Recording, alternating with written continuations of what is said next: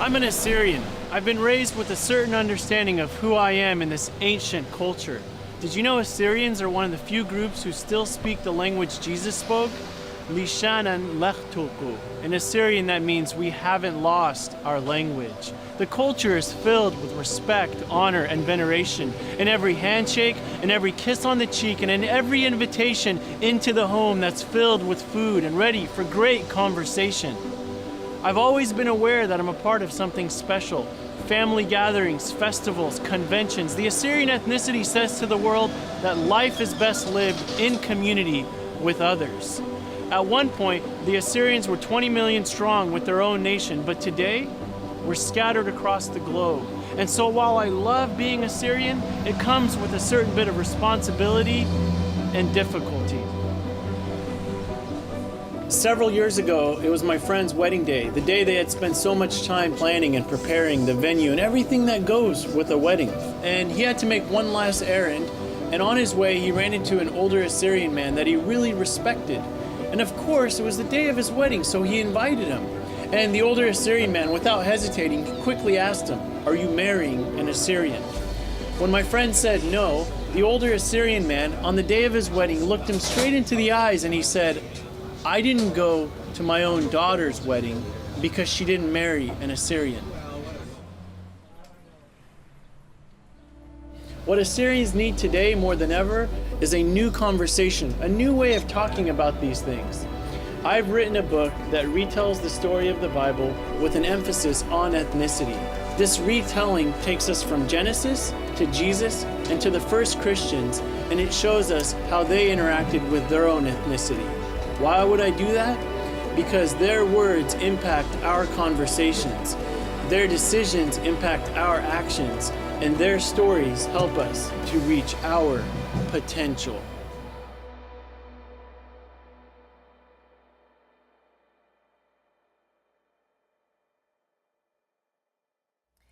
يشخان مغبت برستم تنتا عاشورتا قبل أخوني ومشينا أرغدا خلقت خيتا من خرزت مروقت ديول بانن يعني expanding our knowledge. اليوم إلى الاستوديو يقرأ ستيف نتنس وبتهمزم مخ بود كتابه Potential the Assyrian Quest for Identity. Steve, شانتيد. Thank you. I'm glad to be here. Thank you for coming so we can discuss this book in detail. I really loved reading it, and I'm ready to just go over a couple of things about this book and introduce this book to people who haven't read it, hoping that they will purchase it and read it. Good. I'm glad to be here, and I'm excited that people are interested in it, and I hope it brings a lot to our community. Wonderful. My first question for you is, Steve, why did you decide to write this book? It was a problem I saw in society, and I wanted to provide a solution. It wasn't a book that I thought, let me write this book because I've always wanted to write a book. It was genuinely, I noticed that there was an issue, that there was several issues, and that people wanted a place to talk about these things. And within our Assyrian community, I never felt like we had healthy or safe places where it was okay to agree or disagree, and to have an intellectual conversation. So I had a background that helped me in my master's program, and these were issues I, as an Assyrian, am familiar with. And so I thought, let me put some of this on paper. Let me put it so that people could read it, because it's easy to read something. It's not as threatening. It's a medium that you can, do on your own, on a plane, wherever. Mm-hmm. So that's what really led me to write the book. There was issues in our Assyrian culture that I think are transferable to all cultures, and I wanted to provide a response. Can you give me an example of one of these issues? I think we all, as Assyrians, we want to preserve our culture. We love our culture. We were raised in it. We want to make our parents proud. We want to make our ancestors proud. And yet we find ourselves in America. We find ourselves in the West. We find ourselves in places where preserving your culture brings up, there's a bit of a tug of war. Do I move to a city where there's no Assyrians? I won't be able to preserve it as much. Do I marry outside of the Assyrian culture? Do I go to a non-Assyrian church? Even though these things, they might be healthy for our lives. They might be a healthy next step depending on where we're at. As an Assyrian, it's a different ballgame because we're wrestling with, well, what about my culture? What about my heritage? It's ancient, and I still want to preserve it, and I have a responsibility to preserve it, yet I also have a responsibility to myself towards human growth and flourishing. So those were some of the issues that I thought, let's just talk about this. Let's put it down on paper. Writing is your passion, so you don't do this for a living. What is your daytime job? Oh, yeah, I'm actually a tech director at an independent school in the East Bay, and I love doing that work. I'm fully into it. I'm fully engaged. I'm at a great school, and I love being in education, and specifically educational technology. So, in your free time, are you thinking about writing? Or, I mean, for years you were doing research and writing, but what does Steve do in his free time? That's a great question because my free time has changed. I love playing chess. I still read and research a lot, and I work on talks a lot. I work on messages, and I don't have free time. I'm working a lot, so I'm pretty busy, and when I'm not busy, I do what everybody else does. I'm a huge New Orleans Saints fan. Wonderful. Yeah. I had another question for you. They will win the Super Bowl this year. So if we can get that on camera, because when they win it, everyone will replay this over and over. Or if they lose, they'll replay it as well. Yeah. When you were growing up, would you think that you one day would write a book? No, no. I didn't plan to write this at all. This was, again, I remember the day and the time. I was at a Starbucks with my good friend Zach, and I was explaining to Zach that I had this issue of moving to Texas and working at a church that wasn't an Assyrian church, and I didn't know what to do. But I wanted to be back. I wanted to be in Texas at the time, and I remember realizing, like, this is not about Texas. This is not about where I live. This is about how do we make these decisions? There's so much pressure put on us as Assyrians to fit a certain mold and to take our lives in a certain direction. And I wanted to provide some answers. So that was when because I don't view myself as like a world-class author that can write the most beautiful sentence ever. It's more, I think I did well in passing along information to people. That was what I was interested in doing. Passing along information, sharing a little bit of my story in my heart, and encouraging folks wherever they're at. So, Steve, as I was reading this book, I went through some chapters that were filled with history. Also, the Bible was discussed in details. I'm sure you've done a lot of research before you started writing this book. How long did it take you to do all that research and then put them together in one place? Yeah, so I got my master's degree in theology, and that was a 3-year program. And in that program, we had to study the New Testament from a few different perspectives.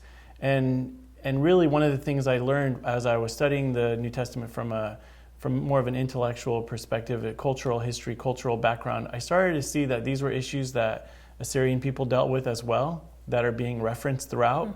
Mm-hmm. So a big part of my research happened there. And then I spent at least 4 years working on this book, reading. And one of the things I'm most proud of about this book is the endnotes in the back of sources. I think that alone is good for people who want to learn more, because if you Google Assyrians, lots of stuff pops up. It's hard to be able to know, like, here's where I start, here's if there's different topics you want to learn about. So for me, it was a journey of learning myself and then making it so that other people could learn as well. So other people, I see that the target market basically that you were focusing on was not only Assyrians, but also non-Assyrians, because this book, if a non-Assyrian reads this book, they will learn a lot about us. So when you were writing it and you were hoping that it will be published and one day it will be in the bookstores or Amazon, what was your target market that you were aiming for? The heart behind it was our own Assyrian community, and yet every ethnicity wants to preserve. Italians, Mexicans, every ethnicity you can think of, they want to preserve their culture. And so I knew it was something that was transferable throughout all cultures, and yet the Assyrian people was kind of on my mind. But the basic idea of what is the role of faith within ethnicity, like that, mm-hmm. That's very popular in our own day. What religion and church and our ethnic heritage, culture, how do these things, what's the formula, what's the marriage that's there? Those are things that I think everyone will benefit from. And I think the scriptures have something to say in that area. So when I wrote the book, I was thinking this is not just for Assyrian people, but I was glad non-Assyrians benefited from it. What was their feedback, the non-Assyrians?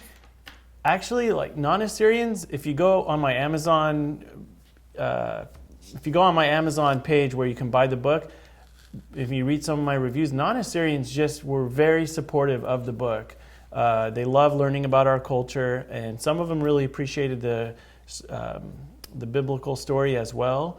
So I had a combo. Of non-Assyrians and Assyrians, but I couldn't believe how many non-Assyrians were really interested in just like the Assyrian history, culture, and how we carry ourselves. What was some constructive feedback that you received? Ooh, that was a good question. Actually, a lot of the feedback I got was good. Oh, okay. People did not like they did not like the biblical side of it. They were more interested. I take it back. It wasn't that they didn't like it. They were more interested in the Assyrian culture and history. So I had a lot of people say that first section, they loved that first section.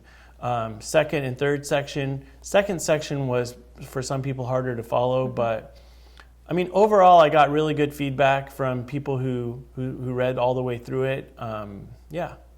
And Assyrians, specifically Assyrians, what was their feedback? It's been, like I just had a friend text me a couple weeks ago, and she said, "Hey, I just finished your book." And she just said she was very happy because she learned stuff about Assyrians that she herself didn't know. And that made me happy to know that the research I did went beyond our own upbringing, the basic stuff we've learned. So Assyrians have been really good. I've had lots of different book signings in Toronto, in Los Angeles, in San Jose. Turlock was my biggest one because obviously that's my hometown. And I've gotten a really good reception from Assyrian people. I've gone to a few of the conventions. They've had me to come speak about the book, which was awesome. And every time I speak about the book, people are interested. So that's been one of my favorite things. Steve, were you trying to push a Christian agenda with your book? That is perhaps one of the questions people will have while reading this book. For me, being a Christian is about being a good human. And if your religion doesn't lead you to being a better human, then it's not a good religion. And so at the end of the day, I'm trying to teach what it means to be an Assyrian from a Christian perspective. And I hope that it'll help people. But no, I think the conversation is more important than where we end. And so it doesn't matter if you're Christian, you're not Christian. This book is not like, here, let me help you become a Christian. No, that's not my thing. My book is more to help people learn more about the biblical story. And if that is something that they're interested in and helps them along their journey, whether they're atheist, Christian, Muslim, or whatever they are, hopefully this will be a good book for them. That is a great answer.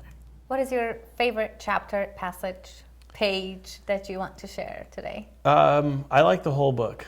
So I love that. Yeah, I really like the whole book, and I can say that I spent equal amounts of time on the entire book. I really gave it my all. I'm really proud of this book. Another question that I was asking myself while reading this book was, am I Christian Assyrian or Assyrian Christian? And I would like to ask that question. Do you consider yourself Assyrian Christian or Christian Assyrian? You know, it's interesting the way that we identify ourselves depending on sort of the group we're in. I hesitate at times even to identify myself as a Christian depending on where I'm at, because people have all sorts of mixed up ideas about what it means to be a Christian, and my interest is helping people to live healthier and better lives. And so I'm not going to answer that question because it's in the book, and I'd prefer for people to get a fuller answer as they read through the book and see that it's a complicated question, and I think it will help us to move forward when we take that question seriously. Steve, you're not giving away some of the answers, some of the questions that I have. Is it because you want the viewers to buy the book, or do you have another reasoning behind it? Well, I appreciate that question, and I appreciate all of the questions. one of the things that I learned is that a lot of the issues I deal with in this book, for a lot of people, they're like black and white answers. And they're like, this is, here's the right way, follow it. And what happens is that people have their feelings tied to some of these questions. People have been through a lot. People have made changes to their life that their entire family didn't agree with. And so when people ask me, well, is this right or is that right, or how are you going to do this? It isn't that I don't want to give the answer just because I want them to go out and buy the book. It's more that I want people to wrestle with these questions in a new way. It leads to arguments. It leads to hurt feelings when you try to put pat answers on really difficult problems. So that's one of the reasons why I love the format of the book. You could take your time and read it. You can wrestle with it. You might get angry at the book, but you can still talk to the book later, So it isn't that I want to shy away from answering these questions. It's more, I think the way we talk about them needs to improve so that we can have fuller conversations. Do you think that our community is still not ready to discuss some controversial issues? I think we don't have the language and we don't have the forum. And we're getting that language and we're getting that forum. So I think the book is one step in that direction. I think more and more people are going to be wrestling with these things and then they're going to talk about them. And I think that they are already talking about them, maybe not publicly, but I know that a lot of Assyrians wrestle with these issues. So, Steve, I see through reading your book, I see a proud Assyrian who has really tried to preserve his culture, his language, his heritage. You were born and raised in the United States, but you speak fluently Assyrian, and you have preserved your culture, although you've lived far from Assyrians. You've done your best, and you also say about our language that it deserves to be preserved. So how have you honored and preserved your culture throughout the years? So I think the way you carry yourself is your best testimony to who you are, whether you're an Assyrian or whatever your culture is. We Assyrians, we're known. We have a certain reputation, and I know that in my area of work, I'm a technology director at an independent school, and the people there, they see how hard I work. They see that I'm dedicated to my job. And I think that when you're kind towards others and you care for others and you respect others, those are the kinds of things that you ought to be doing that will help really preserve your culture. As far as the language is concerned, I think, I've been really even thinking about this more since the book came out. And this is one of those things that it comes up no matter where you are. What about our language? Or how are we going to preserve our language? And it's difficult. Here I am speaking fluent English, and I'm very comfortable speaking English, and yet I'm a full-blooded Assyrian. So I think we need to take our attention off of the language and focus our attention on our civic organizations, on organizations like ANB, and really build up those organizations so that people are interested in them. People are attending our Assyrian conventions because they want to, not because they think they should, or out of guilt. I think if our communities had a stronger infrastructure, we wouldn't be worried about who's speaking Assyrian. They would naturally be interested in speaking Assyrian. Because, I could have, to this question in the past, I may have said, well, we need to be more creative. We need to have Assyrian apps and Assyrian classes and talk more Assyrian wherever we're at. We should have an Assyrian day where we speak Assyrian that day, and that's the only language we speak no matter what. Take a day off from work and speak Assyrian. But I think that isn't going to handle the heart of the issue. So I see you as a peacemaker throughout this book. You're basically trying to unite all Assyrians regardless of what church they go to, where they were born. Either they speak the language or they don't. They marry Assyrians, non-Assyrians. Do you think we can achieve that level of respect for each other and unite?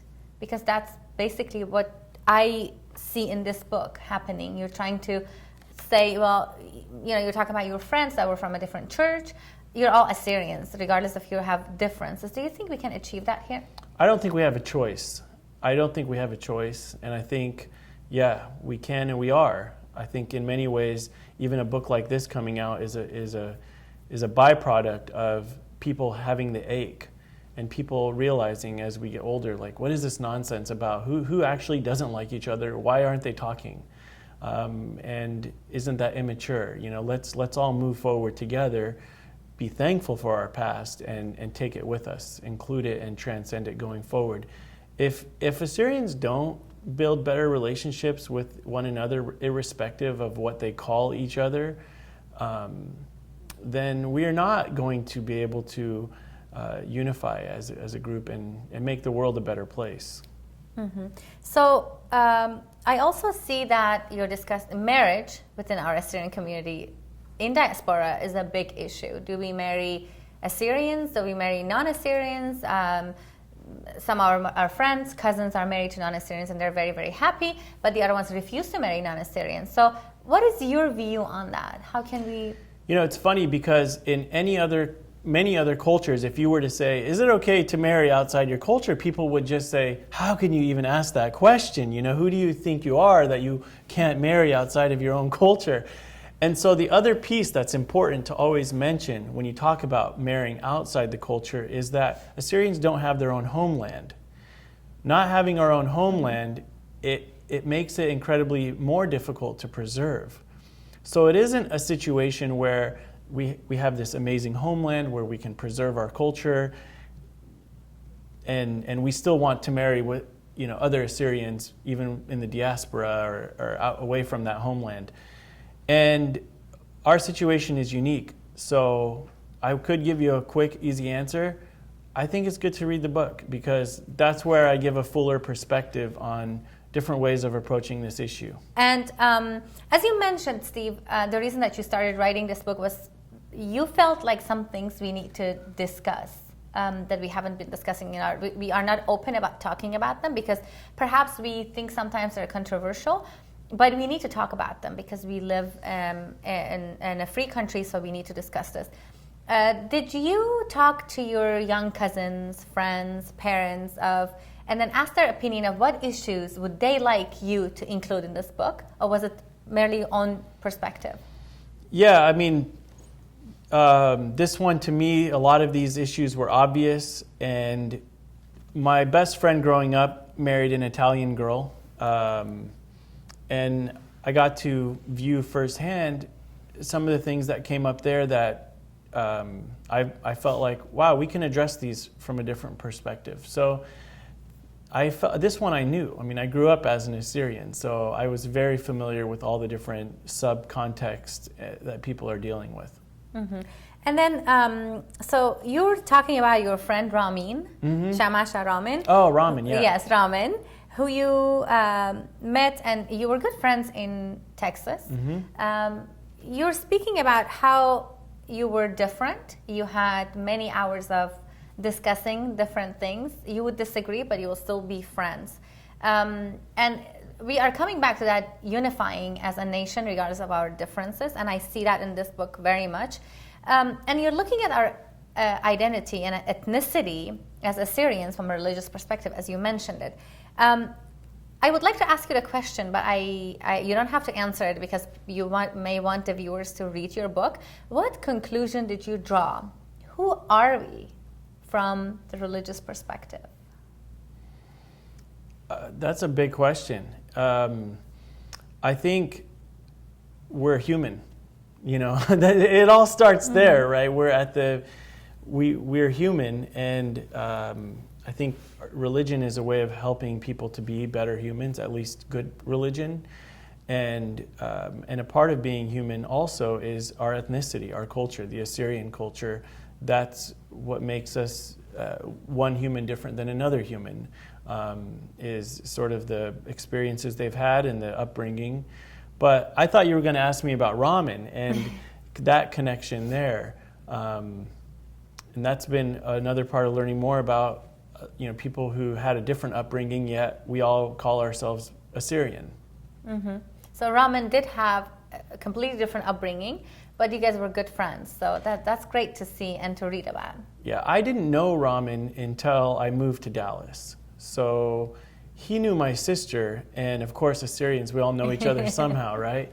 And it was really, he's an Assyrian Church of the East deacon, and I grew up from a Protestant perspective. My mom's Assyrian Church of the East, my dad's Chaldean Catholic, and I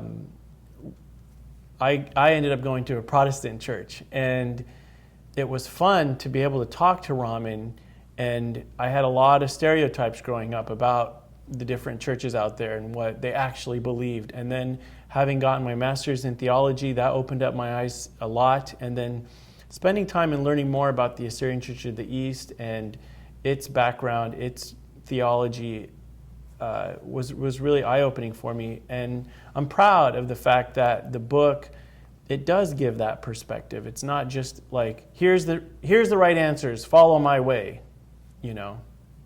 So yeah, I really like that about your book. As I mentioned, you work as a peacemaker. So you're trying to bring all of us together. And you mentioned in one place, I recall, that we shouldn't look at our differences, but what we have in common. I'm not sure if I'm saying the words exactly the same, but that's basically, I really like that idea at the end of the book. Basically, let us not look at our differences, but like what we have in common. So we can take that from there. So what are the future plans for this book? I wouldn't be surprised if a second edition came out. So I really have enjoyed it, and at some point I might make some revisions and do another round. It was really good for me because I learned what people were really interested in and how to meet that need. Mm-hmm. Are you going to be writing about a completely different topic, you think, in the future? I think I always want to wait for the right inspiration to come about the right idea, because I wouldn't write a book if I didn't have to. You know, it's one of those things where I felt that I should write this book. I knew that I needed to do it. Otherwise, I would not have done it. It's a lot of work. If you want to put out a good product, then it's going to be a lot of work. So my next book will come out at some point, but I'm not giving away anything right now. Well, you will just come back to ANB and I'd love talk to, about yeah. it. Yeah, I've got a few different ideas that I've been playing with, but yeah. How did you come up with the design of the cover? That's a great question. So my friend had given me 6 different designs, and she was an American girl and didn't really know our culture very well. She gave me some really cool designs that I might use in the future at some point.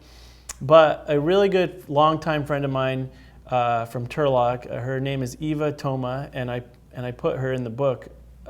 She lives in Chicago. She's an architect, amazing architect, and she did that design. And it wasn't my favorite design, but it was everybody else's favorite design. So that's how that, and I think the book has been as successful as it's been. A lot of it, people just love that cover. Absolutely. And I still recall the day that you posted on Facebook asking for our opinion to choose which cover you wanted. Yeah, so basically this is what the public chose. It is. Okay. It is, yeah. So, I mean, I like it, but I had some other ones that I just thought were a little bit more hip. And yet that's the one that so many people connected with, they resonated with. So I said, all right, I'll go with what, you know, who the book is intended for. It's not for me, it's for others. So you'll be seeing the other designs when the other editions come out, hopefully. Possibly, yeah, possibly. Wonderful.